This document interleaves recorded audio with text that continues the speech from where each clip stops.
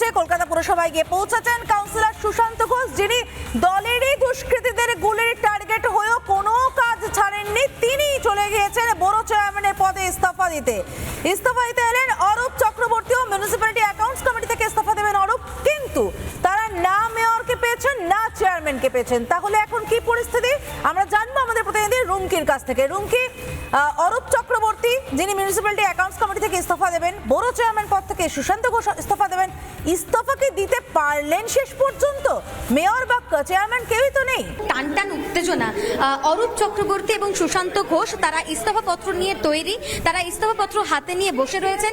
একবার মেয়রের ঘরে তারা গেলেন, একবার চেয়ারপারসন মালা রায় তার ঘরে গেলেন, এবং তারপর এই মুহূর্তে কমিশনারের ঘরের বাইরে তারা অপেক্ষা করছেন।